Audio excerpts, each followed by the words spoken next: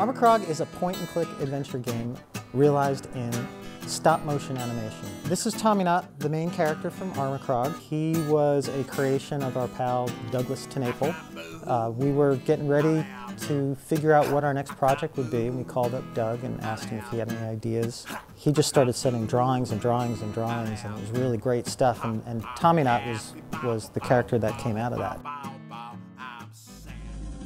He's crash landed on this crazy planet and he's stuck in a fortress called Armacrog. So he's trying to get out along with his sidekick Beak Beak. Okay, Beak Beak. Tommyknot, the character, is an astronaut. He's someone that's aspiring to be a hero. He tends to move in what he thinks are heroic poses. So he'll strike a pose because he's seen it before. He's seen other people in heroic situations act that way, but he's not really feeling it from the inside. He's the kind of guy who is not quite where he'd like to be in terms of his status as an astronaut. Yeah, this does not look good.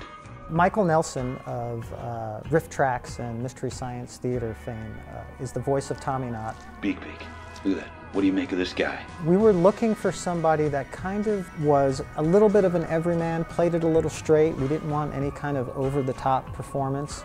And it's actually a really nice counterpart to Tommy's pal Beak Beak, who is Rob Paulson. Ooh, an omelet. We had worked with Rob in the past. He always brings so much to the table in terms of personality and even content. I don't think our pod insurance is gonna cover this.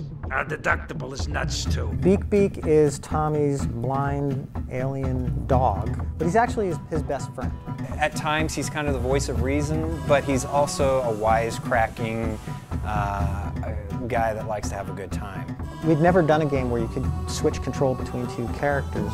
Tommy and Beaky were such a cool little team together that we wanted to try it where you could switch between the characters and do different things with each character.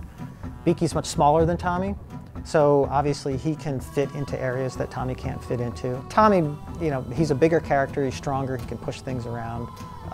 He's got opposable thumbs so he can pick things up.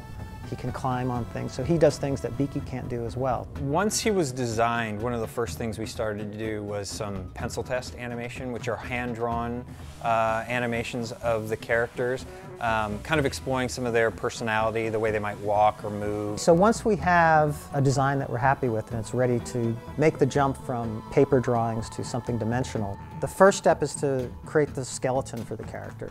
So in stop motion, inside these characters are little skeletons called armatures. We'll design these armatures to fit the proportions of the character that we have in the drawing. I'll mount it to a piece of wood and then sculpt using plasticine what the character is going to look like over that armature. From that sculpt, we make a mold, and then using that mold, we put the armature in the mold and then inject foam rubber into the mold. And when that dries, we paint it with this special, it's called Pax paint. And you get a character like this. He looks like he's made out of clay, and we sculpt it so it looks that way, but this is far more durable than clay.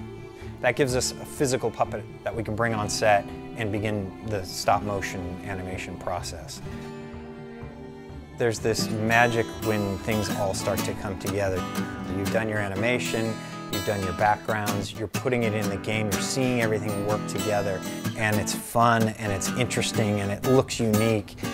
And that's how we brought Tommyknot to life. Hope you enjoy the game. Check it out.